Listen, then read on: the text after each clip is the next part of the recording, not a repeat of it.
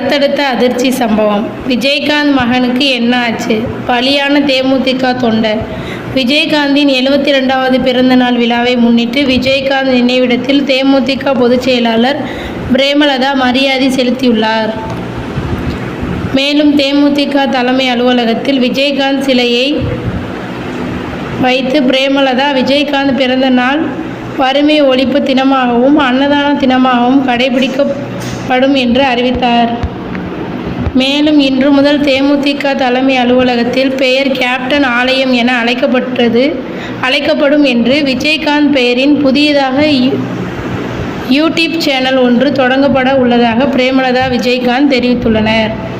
இந்நிலையில் மறைந்த தேமுதிக நிறுவன தலைவர் விஜயகாந்த் பிறந்தநாள் விழாவில் கூட்ட நெரிசல் காரணமாக அவரது இளைய மகனும் நடிகருமான சண்முகபாண்டியன் மயக்கம் அடைந்த சம்பவம் பெரும் பரபரப்பை ஏற்படுத்தியது. உடனடியாக அங்கிருந்து தொண்டர்கள் சண்முகபாண்டியை மீட்டு மருத்துவமனையில் காரில் அழைத்து சென்றனர்.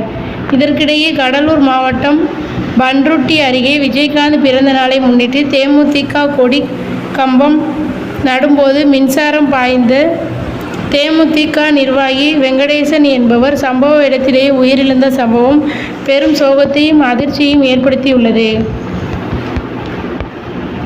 மேலும் வெங்கடேசை மின்சாரம் தாக்கியது போதும் காப்பாற்ற முயன்ற 5 பேர் மின்சாரம் தாக்கி படுகாயங்களுடன் மருத்துவமனையில் அனுமதிக்கப்பட்டுள்ளனர். இந்த சம்பவம் குறித்து போலீசார் வழக்கு பதிவு செய்து விசாரணை மேற்கொண்டு வருகின்றனர்.